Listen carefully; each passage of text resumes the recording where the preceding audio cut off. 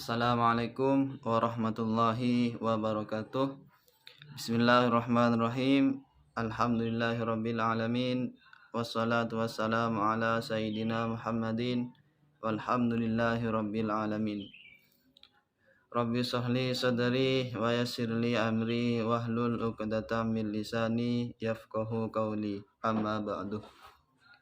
Yang kami muliakan dan yang kami ta'zimi, yakni Al-Kiram wal Mu'azzam Kiai Haji Mutawakkil 'alallah selaku pengasuh Pondok Pesantren Zainul Hasan, dan tidak lupa pula yang kami ta'zimi yakni Dr. Abdul Aziz BAMAG, tidak lupa pula yang kami ta'zimi Ustadz Soni Irawan MH selaku dosen pengampuh akhlak tasawuf. Di sini kami mempunyai tugas untuk menerangkan sedikit tentang ilmu tasawuf, yang mana para ulama tasawuf berbeda pendapat tentang asal usul nama tasawuf. Jadi banyak ulama yang berbeda pendapat tentang penggunaan nama tasawuf. Banyak yang diambil dari beberapa buku rujukan, buku-buku tasawuf. Ada beberapa di sini pembedaan ulama yang memberi nama tentang tasawuf. Yang pertama di sini ada Ahlus Sufah. Ahlus Sufah yaitu nama yang diberikan kepada fakir miskin. Jadi Ahlus Sufah ini adalah nama yang diberikan kepada fakir miskin di kalangan kaum Islam pada masa dahulu. Jadi Ahlus Sufah ini adalah salah satu nama yang diberikan kepada masyarakat fakir miskin yang mana pada masa Islam terdahulu. Ini yang pertama. Yang kedua, ilmu tasawuf itu berasal dari kata shaf. Shaf ini adalah barisan, yang mana menggambarkan orang yang selalu berbaris, baik dalam beribadah kepada Allah maupun dalam berbuat kebaikan. Jadi shaf ini adalah suatu barisan yang mana menggambarkan orang yang selalu berbuat kebaikan, yang fastabiqul khairat, yang berlomba-lomba dalam kebaikan. Dan seseorang itu selalu ingin berada dalam barisan terdepan. Itu yang dinamakan dengan shaf. Yang ketiga, ilmu tasawuf itu berasal dari kata sofi, yang berarti orang suci atau orang-orang yang mensucikan dirinya. Jadi sufi ini adalah suci atau seseorang yang mensucikan dirinya sendiri dari hal-hal yang bersifat duniawi. Mereka memiliki ciri-ciri khusus tertentu. Jadi dalam aktivitas ibadah mereka ataupun dalam membersihkan jiwa dalam rangka mendekatkan diri kepada Allah. Sufi di sini adalah seseorang yang suci atau orang yang mensucikan dirinya, baik dalam beribadah kepada Allah, mensucikan diri dari duniawi maupun dari perkara yang jelek. Dan juga seseorang ini mensucikan dirinya dengan cara mendekatkan diri kepada Allah. Jadi banyak cara untuk mensucikan dirinya, berbagai cara untuk membuat seseorang itu suci. Salah satunya yakni membaca Al-Quran, sholat, zikir, dan lain-lain.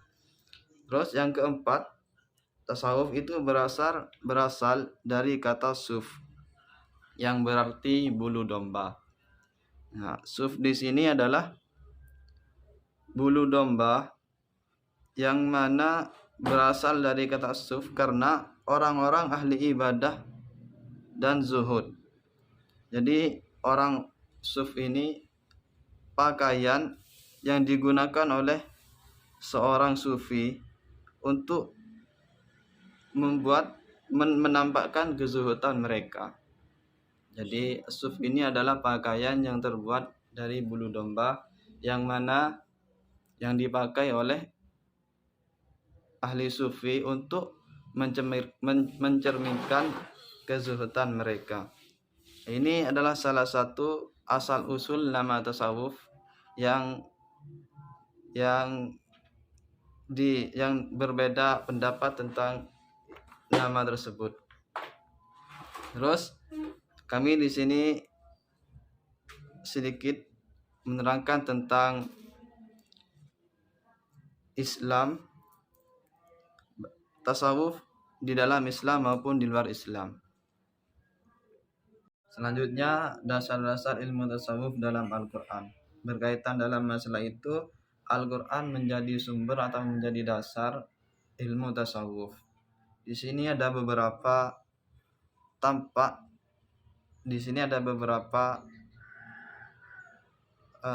dasar dalam ilmu tasawuf dalam Al-Quran. Pertama, yakni Al-Quran penuh dengan gambaran kehidupan tasawuf. Nah, sini Al-Quran penuh dengan gambaran ilmu tasawuf. Al-Quran banyak yang menggambarkan kehidupan tasawuf dan banyak merangsang kehidupan secara sufi. Jadi Al-Quran di sini banyak menerangkan tentang tasawuf, menerangkan gambaran-gambaran kehidupan tasawuf, dan juga banyak merangsang tentang kehidupan seseorang menjadi sufi. Ini yang pertama. Yang kedua, Al-Quran merupakan sumber dan konsep yang berkembang dalam ilmu tasawuf. Nah, di sini Al-Quran menjadi konsep atau sumber yang berkembang dalam ilmu tasawuf. Banyak dalam Al-Quran, dalam kitab Al-Quran yang membicarakan tentang inti ajaran tasawuf. Ajaran tentang khauf, diantaranya tentang khauf, roja, taubat, zuhud, tawakal, syukur, dan banyak semacamnya. Dan di sini yang ketiga, Al-Quran banyak sekali berbicara dengan hati dan perasaan. Di sini Al-Quran banyak menceritakan tentang perasaan dan hati, mempengaruhi atau mengubah manusia dari pertamanya yang dalam bahasa orang yang rusak kemudian menjadi suci. Itu dalam ilmu Al-Quran.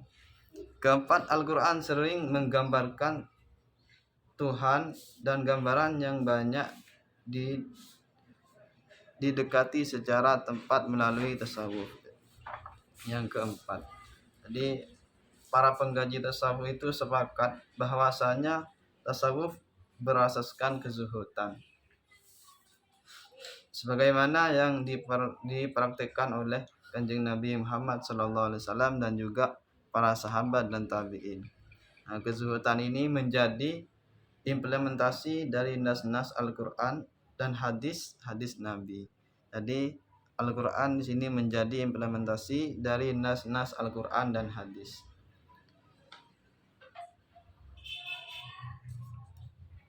Terus Al-Quran dan hadis ini hadis Nabi Muhammad SAW berorientasi akhirat dan berusaha menjauhkan diri dari kesenangan duniawi. Jadi Al-Quran dan hadis ini berorientasi akhirat dan berusaha menjauhkan diri dari kesenangan duniawi. Jadi menjauhkan diri dari kesenangan duniawi itu adalah sesuatu orientasi ilmu tasawuf Al-Quran dan hadis. Nah, juga mensucikan diri, bertawakal kepada Allah SAW dan takut terhadap ancamannya. Jadi Quran dan hadis di sini berorientasi untuk menjadikan kita suci diri dan bertawakal kepada Allah, serta kita takut dengan ancaman menghadapi rahmat dan ampunannya. Jadi ini yang menjadikan yang berorientasi pada Quran dan hadis.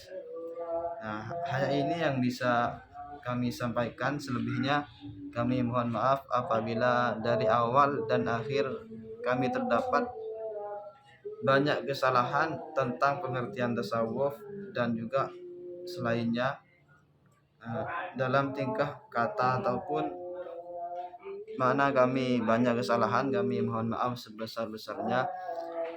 Hanya itu yang bisa kami sampaikan, kurang lebihnya mohon maaf. Assalamualaikum warahmatullahi wabarakatuh.